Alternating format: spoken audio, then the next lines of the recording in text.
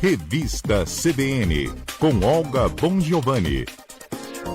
Já são 11h07 do nosso sábado, hoje 26 de junho. Bom dia a todos vocês, a Larissa Fuga, que também está aqui conosco, Laerte Ronzoni. Um bom dia para a Eunice Rodrigues, a Nete Tavares. Bom dia a todos, a Rosa Prieto. E você já sabe, compartilha a live, avisa todo mundo para vir ficar conosco. Agora vamos lá, atenção, tem um assunto muito importante para falar com vocês. É um assunto que me incomoda muito. Eu já fiz várias vezes pautas sobre este assunto e me preocupo muito, porque nós estamos vivendo um momento muito difícil, um momento de pandemia, um momento de solidão, em que muitas pessoas estão indo para a internet, né? Relacionamentos acontecem, relacionamentos bons, duradouros. Conheço alguns casais que estão felizes juntos, mas não podemos esquecer dos golpes que também acontecem. Eu vou conversar agora com a doutora Jaqueline Valles. Ela é advogada, criminalista, especialista nesse assunto e tem esse alerta para falar conosco. Porque quando eu vi assim o título, estelionato emocional, estelionato sentimental, eu falei, mas que assunto é esse? Doutora Jaqueline Valles, muito bom dia, obrigada por nos atender. Muito bom dia, obrigada também por me chamar. Eu acho muito importante conversar sobre esse assunto. É um alerta que a gente precisa dar, aliás, sempre dar muitos alertas. Como que esses casos, eles se dão? Até que esta mulher caia neste golpe. Porque na sequência, eu vou conversar com a Tatiana. A Tatiana é uma vítima, ela só tem 37 anos, é jovem, é administradora, e ela caiu nesse golpe. Depois eu vou falar com ela, mas antes eu quero falar com a senhora, doutora. Como que esse golpe se dá? Esse golpe se dá, Olga, de uma forma muito, muito tranquila, com relação às aparências, tá? Geralmente esses criminosos são pessoas extremamente pacientes, extremamente estratégicos. Eles ganham a confiança da vítima. A vítima não é uma pessoa que a gente pode ter um estereotipo de carente, de desclassificada, de, vamos dizer assim, ingênua. Não, a vítima pode ser qualquer uma pessoa. A vítima aí não é que ela foi desatenta, ela não fez nada de errado. Agora, o criminoso, sim. O criminoso é uma pessoa articulosa que ele vai ganhando a confiança e vai minando a qualificação da vítima, minando a segurança da vítima. Ele envolve aquela vítima de tal maneira a ponto dela ficar somente dependendo dele. Sim. E aí ele começa a dar os golpes. Ele fragiliza psicologicamente e ele começa a ter um acesso patrimonial nos bens da vítima.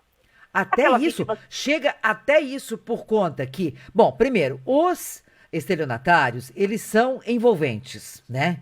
Eles têm um linguajar, eles são educados, carinhosos, né? Eles são incríveis. Conheço alguns, já fiz até pauta uma vez com um na cadeia. Doutora, é impressionante como... Ele já estava me convencendo, sabe? Isso está fazendo alguns anos, de que ele era inocente, que ele era o melhor homem do mundo. Pois bem, ele acaba ganhando a confiança desta vítima a ponto de ter acesso a documentos dela, a bens materiais. Sim, porque ele envolve aquela vítima, não vamos esquecer que ele é uma pessoa articulosa e paciente. Sim. Ele envolve aquela pessoa a ponto dela entender que é um cidadão de bem, é uma pessoa que está do lado dela, que vão construir algo juntos. E ele vai colocando histórias e mais histórias, no qual essa pessoa se vê completamente dentro da vida desse estelionatário e tenta, junto com ele, fazer algumas coisas, ter algumas realizações, por exemplo, vamos comprar uma casa, vamos construir isso, vamos construir aquilo, olha, eu preciso de um dinheiro agora porque, afinal de contas, o meu sócio me deu um golpe, nossa, eu preciso pagar a internação da minha mãe. Então, aquela pessoa que está junto, que é uma pessoa boa, tá? Não estou falando boba, e sim boa. Uhum. Ela, mais do que normal, ela falou, bom, estamos juntos, eu vou ajudar essa pessoa. Certo. E aí E que aí começa começa. os golpes. E aí que entra o golpe. A Tatiana tá aí perto de você, ou melhor, a Tatiana Carli. Eu posso Tá. conversar um pouquinho com ela, doutora Jaqueline? Pode. Um bom dia para você e muito obrigada. Obrigada a você. Depois eu volto ainda a te dar um oi. Minha querida Tatiane, primeiro, muito obrigada, Tatiane, por nos atender. A doutora Jaqueline Valles já nos deu uma introdução de como eles agem, né? Você foi vítima, acabou dando dinheiro, não sei, você vai explicar pra gente como foi. Primeiro, bom dia, obrigada por nos atender, Tatiana. Bom dia. Então, ele foi chegando aos poucos e quando eu fui vendo eu já estava num emaranhado com os problemas dele. E o que acontece? Uma coisa que eu falo muito, eu não sou acostumada a mentir, então é difícil pensar que as pessoas estão mentindo. Entendi. Para mim era complicado. Só voltando Não um pouquinho, esse contato, ele começou a se dar de que forma? Desculpa, não entendi. Esse contato foi através de Instagram, de Facebook, e telefone, WhatsApp, por onde que ele começou? A gente se conheceu por um aplicativo. Por um aplicativo, tá. E esse relacionamento, ele durou quanto tempo até ele começar a pedir dinheiro pra você? Então, a gente saiu algumas vezes. A primeira vez eu fui até a casa dele, até ele me apresentou a casa dele. E aí, depois acho que uns 3 meses, ele começou a falar que estava sempre com dificuldade disso, daquilo, que não podia me ver porque estava com dificuldade com alguma coisa, mas queria muito estar comigo, mas nunca podia, porque tinha dificuldade de trabalhar, disso, daquilo. Aí eu fui ajudando. Uhum. Ele queria uma ajuda para comprar um carro para poder trabalhar com ele. Nossa. Pra poder Ajuda trabalhar para fazendo comprar um Uber, carro. Ajuda para comprar um carro. E Tatiana, o que você sabia da vida deste homem? O que você sabia da família dele? Se ele era separado, viúvo, se tinha filhos, pais, irmãos. O que você sabia dele? Então, ele me falou ele tinha uma filha, mostrava foto da filha, dele com a filha, se mostrava como um excelente pai. E depois de um tempo, a gente estava meio que junto já, ele me contou que ele estava com um processo para pensão. Aí eu falei, meu Deus, eu estou me relacionando com uma pessoa que não paga pensão, que absurdo. Eu entrei em desespero, mas eu já estava no emaranhado dessa situação, já estava psicologicamente envolvida demais. Sim. E eu comecei a ajudar ele com pensão, inclusive. Você começou a dar o dinheiro que ele dizia que tinha que dar de pensão? Sim. Nossa. Eu fazia transferência direto para a menina. Meu Deus do céu. Era nesse nível, porque eu achava que a gente estava junto, estava ajudando, e eu também achava que a criança não tinha nada a ver, mas eu não sei por que eu assumi. Não entendo hoje como eu assumi essa responsabilidade. Tava apaixonada, Tatiana? Tava. Sei. Que você tem 37 anos e ele? Que idade ele tem? Tava com 30. É mais novo. 30 anos. A sua família tomou conhecimento de tudo isso ou não? Sim, então, eu fui contando aos poucos, porque eu fiquei com muito medo de eles ficarem muito preocupados, mas quando começaram as ameaças e os gritos, e ele indo na porta da minha casa me ameaçar pedindo dinheiro, aí eu tinha que contar, porque virou sério demais. Sim. Você morava sozinha ou com os seus pais? Sozinha. Bom, depois desse tempo todo, dessa maré tranquila, desse amor, né, dessa vivência bacana, legal, tá, foi tudo bem. Aí ele começou a lhe pedir dinheiro, você foi dando, enfim, chegou esse montante a quanto? Então, passou de uns 23 mil. Tá. Só que eu falo em 30 porque quando ele saiu da minha casa, ele levou coisas da minha casa. Roupas minhas, vestidos novos que eu tinha. Nossa. Vestidos caros, lençóis, travesseiros, várias coisas ele levou. Um dia que eu saí para trabalhar, quando eu voltei, eu estava sem as minhas coisas. Isso é uma das coisas que está no processo. Sei. Eu pedi de volta e a juíza já... que eu entrei como furto e pedi de volta e a juíza já mandou ele devolver. E você disse assim há pouco que, enfim, teve uma hora que ele começou a gritar, enfim, a ser violento, enfim. Em que momento foi isso? Foi quando eu disse que eu não ia mais dar dinheiro e não queria que ele ficasse na minha casa, porque ele forçava a barra para ficar na minha casa. Entendi. Ele já estava saindo com outra pessoa, ele passava os finais de semana fora, mas vinha durante a semana para ficar lá. Entendi. E queria usar a minha garagem, só que tem uns meninos que moram na casa dos fundos, né, um casal. E aí eles usavam a garagem. E ele achou um absurdo que as outras pessoas estavam usando a garagem. Que era dele, como se fosse propriedade dele, eu fosse propriedade dele, tudo fosse Sim. pelo controle que ele tinha por mim. Mas ele chegou não a gravar vídeo no Instagram falando disso. Mas ele não chegou a agredir você fisicamente? Fisicamente não. Isso foi um problema. Isso foi um problema para minha denúncia. Porque eu fui totalmente destruída psicologicamente. Sim. Totalmente abalada. Eu perdi 14 quilos no meio dessa situação. Deus. Me vi perdendo dinheiro. E quando eu fui dar queixa, ninguém me levava a sério na delegacia. Esse é um problema. Porque eu não tinha sido agredida fisicamente. O formulário de agressão da delegacia só prevê agressão física. Olha, aliás, alguma coisa, né, doutora Jaqueline tá aí?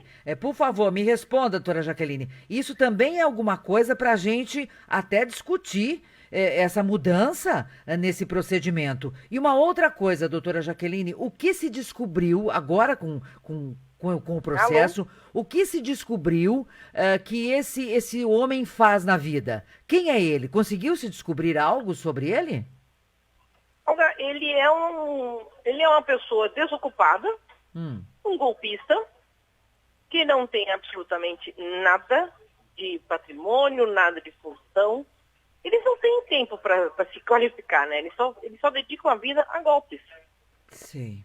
Então eles não fazem absolutamente nada. Eles sabem se comportar num local, eles sabem ser educados, eles sabem se apresentar. O lado social é muito rico.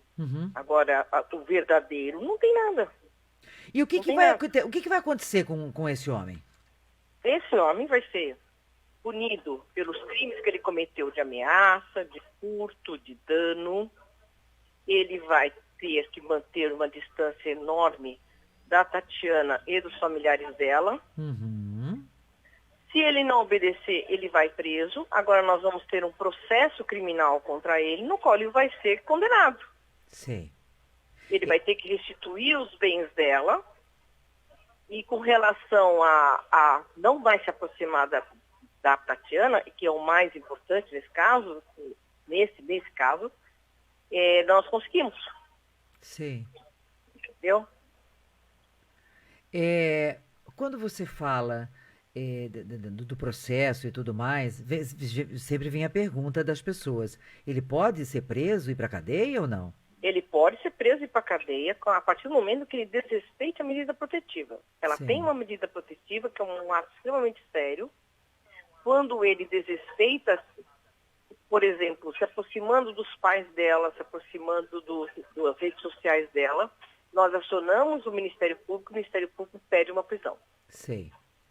Isso é muito, muito sério na justiça. Hoje em dia, desobedecer medida protetiva, além de ser um ato de desobediência jurídica, é um crime também que já dá prisão imediata. Sim, sim. Deixa eu voltar agora um pouquinho com a Tatiana. Tatiana, que lições você tira dessa tragédia verdadeira que você viveu, né? Eu tenho pensado, assim, no meu caso, eu tive muita sorte de ter uma rede de apoio. Sim. Mas a maioria das mulheres não tem. Sabe? Eu acho que o principal que eu tiro disso, que eu queria era mostrar para as pessoas, para quando acontecer, elas não se sentirem sozinhas. Certo. E a justiça é muito terrível. É muito terrível. Foi terrível na delegacia, assim, foi bem traumático para mim. Foi. Sem a doutora, eu não conseguiria ter prestado queixa, porque eles não me levaram a sério. Ela teve que colocar um áudio dele me ameaçando. Aí sim passaram a me ouvir. Mas eu cheguei a ouvir da delegada, que estava no dia, que ele levou minhas coisas para chamar atenção. Que não tinha por que eu registrar queixa disso. Mas que despreparo dessas autoridades, me desculpe. Tô sentindo aqui, parece que a autoridade policial, nesse caso, ou não sei se desta delegacia ou se de outras delegacias, tem esse despreparo em lidar com os problemas de violência contra a mulher. Parece que sempre a mulher é a culpada. Você se sentia assim, Tatiana? Sim, sim. Eu ouvi também que, mas comigo não acontece. Se eu sou mais esperta, lá na delegacia. Meu Deus do céu, que loucura. Bom, Isso que delegacia da mulher. Delegacia da Mulher, isso, que a gente lutou tanto para ter Delegacia da Mulher, sabe? Aliás, foi uma luta muito grande. Bom, você com certeza terá muito mais cuidado a partir de agora. Não sei se você vai conseguir entrar novamente num aplicativo e ter um relacionamento, porque hoje é uma coisa super normal. As pessoas se conhecem por aplicativo, depois elas se conhecem pessoalmente e às vezes os relacionamentos se dão muito bem, né? Mas você com certeza tá com trauma aí por um bom tempo, né, Tatiana? Sim. Fazendo terapia para superar isso, é bem complicado. Eu quero agradecer muito a sua participação aqui no nosso programa hoje, mas eu quero dar mais uma palavrinha ainda com a doutora Jaqueline Valles, que está aí com você. Estelionato emocional, é disso que nós estamos falando aqui hoje. E eu fiz questão de trazer esse assunto, não é de Cascavel, esse assunto é de São Paulo, a Tatiana e a doutora Jaqueline são de São Paulo, mas aqui em Cascavel nós já tivemos alguns casos de mulheres entregarem todas as suas joias, entregarem carro, pagarem, não 30 mil, mas 50, 100 mil, terem prejuízos imensos. Eu cheguei a fazer uma matéria na época, está fazendo já uns 5, 6 anos que eu fiz isso. Agora, doutora Jaqueline, eu chego à conclusão que este assunto só está piorando. Porque da época que eu fiz, entrevistei algumas mulheres, me parece que só está aumentando esse tipo de crime. Você tem razão. E a situação de aumento se dá também, se me permite falar, pelo descuido de enxergar esse crime. Esse crime é muito, muito, muito antigo, esse crime é muito usual, muito comum, mas as autoridades, como vocês podem perceber, enxergam a partir do momento que há agressões, há prejuízos físicos que dá para a pessoa ver. Entendi. E nem sempre uma vítima dessa está com agressão, está com marcas visíveis. E aí as autoridades acabam não tendo tanto atenção nesse criminoso. Porque, afinal de contas, né, ele não fez absolutamente nada, ele só enganou. Entendeu? Você sabe, eu tenho uma história, tenho várias, mas essa, por exemplo, me machucou muito porque eu fiz a matéria, eu entrevistei essa mulher, ela também não foi agredida fisicamente. Ela não conseguiu, enfim, chegou na delegacia, aquela coisa toda, né, de que, você não tem nenhuma marca, nenhum sinal e tal, mas ela falou assim, mas ele precisa o quê? Ele precisa me espancar, ele precisa me bater? Para daí vocês tomarem providências? Vamos lá, ato contínuo. 40 e poucos dias depois, este homem matou esta mulher. Então, sabe, doutora Jaqueline, eu me questiono muito com relação a isso. Tá certo, mas é muito terrível mesmo. Porque esses homens, quando eles começam a não ter o resultado, eles começam a ser muito agressivos. Muito agressivos. E a pessoa, nesse estágio da agressividade, a pessoa está completamente envolvida e presa nele. Ela está isolada dos amigos, ela está isolada da família, ela está isolada do trabalho. E aí ela não vê saída. E às vezes pode sim chegar numa situação extremamente cruel, essa como a morte. Certo. Que conselho você dá, estamos caminhando para o final da nossa conversa, que alerta você faz a todas as mulheres que estão nos ouvindo nesse momento? Olga, eu não tenho alerta a elas. Eu tenho alerta em termos delas noticiarem, mas não de ficarem se punindo, eu não deveria ter feito isso, não deveria ter feito aquilo, porque elas não fazem nada de errado. O que elas devem fazer é noticiar, é exigir que as autoridades vejam o quanto elas foram vítimas de um crime. Em nenhum momento se esconderem, terem vergonha. Esse é o meu conselho. Não tenham, porque não fizeram nada de errado. Quem fez errado foi o criminoso. E elas terão que, sim, colocar para todo mundo ver, olha, o que aconteceu, olha o que ele fez comigo. Não o que eu passei, o que eu deixei de estar atento, o que ele fez comigo. Muito bem. Para que ele possa ter uma resposta e os outros também. Tá certo. Eu quero agradecer, então, Jaqueline. Muito obrigada, doutora Obrigada Jaqueline a você. Valles, advogada. Tatiane, muito obrigada. Bom final de semana. Boa sorte para você, Tati. E que você encontre realmente um amor de verdade que te faça feliz. Obrigada, meninas.